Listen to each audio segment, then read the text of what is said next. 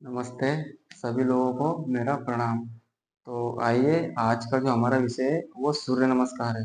सूर्य नमस्कार का अभ्यास प्रॉपर कैसे किया जाता है उस विषय में हम जानकारी प्राप्त करेंगे और सूर्य नमस्कार से होने वाले कुछ लाभ या बेनिफिट्स है उनके बारे में भी चर्चा करेंगे और कुछ सावधानियां हैं जिनका हमें विशेष तौर से ध्यान रखना है।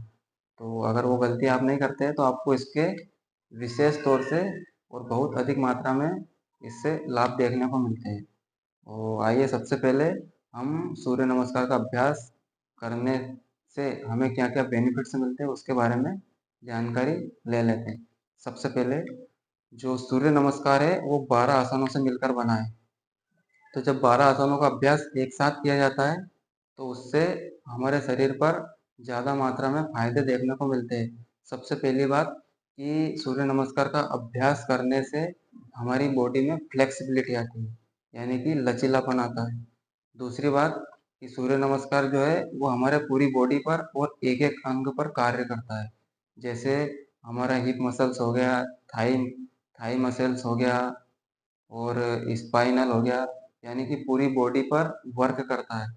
इसलिए इसे एक पूर्ण व्यायाम भी कहा जा सकता है। तो इससे हमारे शरीर का पूर्ण व्यायाम हो सकता है। तीसरी बात, सूर्य नमस्कार का अभ्यास करने से हमारी जो पाचन शक्ति है वो काफ़ी हद तक मजबूत हो सकती है। तो कहीं ना कहीं पाचन शक्ति को बढ़ाने में भी सूर्य नमस्कार काफ़ी मददगार है।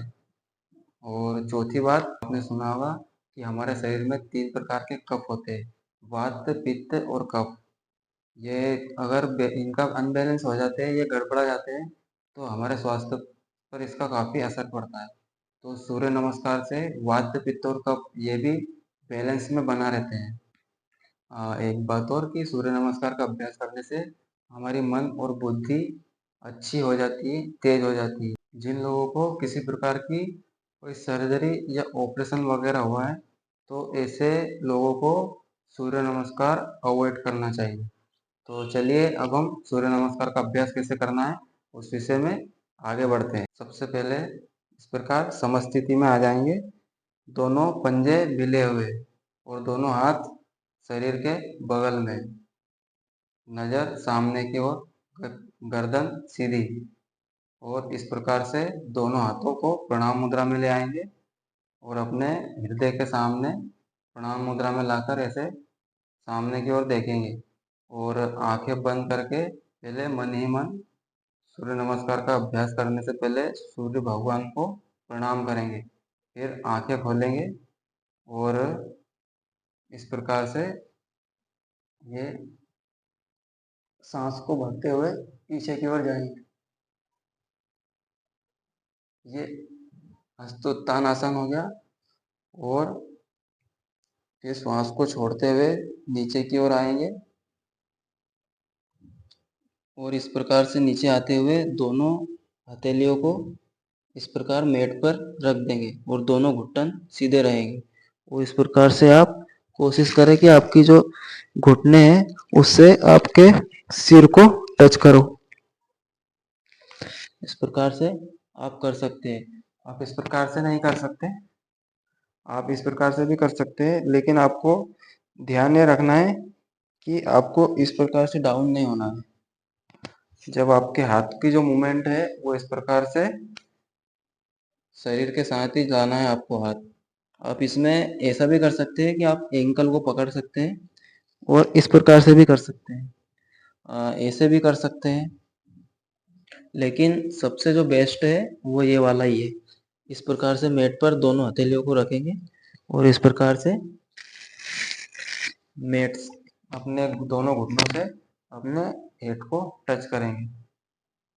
उसके बाद में इस प्रकार दोनों हथेलियां ऐसे भूमि पर रहेगी और राइट वाले पैर को पीछे ले जाएंगे। राइट वाले पैर को पीछे ले जाएंगे। ध्यान रहे कि आपका जो घुटना है ये भूमि से उठा हुआ रहे। अगर आपने पहले इसका अभ्यास कभी नहीं करा है या आपको पैर से संबंधित कोई भी समस्या है तो आप अपने पंजे को और पैर को भूमि पर ही टिका के रखेंगे ऐसे। और अगर आपको किसी प्रकार की कोई समस्या नहीं है तो आप पैर को ऐसे उठा सकते हैं। उसके बाद में ये अश्व संचालन है। पर्वतासन। पर्वतासन में आने के लिए दोनों पैरों की जो स्थिति है वो समानांतर रहेगी और कोशिश करेंगे कि दोनों पैरों के जो पंजे है वो रेडिया जो है वो भूमि से या मेट से टच रहे और हमारी नज़र जो है हमारी नाभि की ओर रहे।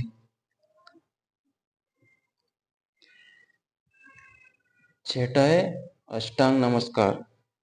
अष्टांग नमस्कार को करने के लिए सबसे पहले घुटनों को भूमि पर रखेंगे, उसके बाद दोनों हाथों को बेंड करते हुए इस प्रकार स्थिति में आ जाएंगे। अष्टांग नमस्कार। अष्टांग नमस्कार मतलब इसमें 8 अंग जो है वो भूमि से स्पर्श होते हैं या टच होते हैं, जिसमें दोनों पंजे आ गए, दोनों घुटने आ गए, उसके बाद में हमारा चेस्ट आ गया और हमारी ठुड्डी आ गई। तो इस प्रकार से दोनों हथेलियाँ, इस प्रकार से 8 अंग जो है भूमि से स्पर्श रहते हैं, इसलिए इसे अष्टांग नमस्कार कहा जाता है। अष्टांग नमस्कार करने के बाद जैसे आप अष्टांग नमस्कार में रहेंगे ऐसे इस प्रकार से, फिर आपको भुजंगासन की स्थिति में आना है। भुजंगासन की स्थिति में आने के लिए दोनों पैरों के जो पंजे हैं वो इस प्रकार से मिले रहेंगे और आप जितना पीछे उठ सकते हैं कोशिश करें कि आपकी जो पेट है और नाभि जो है वो भूमि से स्पर्श रहे। इस प्रकार से जितना आप घूम सकते हैं, ऊपर देख सकते हैं, ऊपर देखने का प्रयास करें। इसे भुजंगासन या सर्पासन भी कहा जाता है। वापिस आते समय वापिस से पर्वतासन की स्थिति में आ जाएंगे। दोनों पंजे भूमि से स्पर्श रहेंगे और दोनों एड़ियां मेट से टच रहेगी। वापिस से अश्व संचालन आसन करेंगे, तो उसके लिए पहले हमारा लेफ्ट वाला पैर आगे था, अब राइट वाले पैर को आगे लाएंगे और इस प्रकार से सामने देखेंगे ऐसे।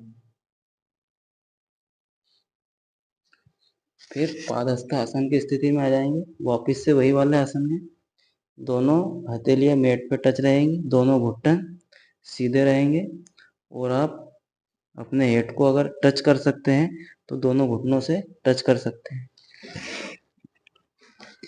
इस प्रकार से वापिस आते समय ये हस्तोत्थान आसन की स्थिति में और फिर नमस्कार मुद्रा। इस प्रकार से अगर आप सूर्य नमस्कार का अभ्यास करते हैं तो आपको बहुत ज़्यादा बॉडी पर इफेक्ट देखने को मिलेंगे। आइए मैं एक बार और आपको करके दिखा देता हूँ। इस प्रकार नमस्कार, हस्तोत्थान आसन, पादहस्त आसन, अश्व संचालन, पर्वतासन, अष्टांग नमस्कार, भुजंगासन, वापस से पर्वतासन की स्थिति, अश्व संचालन,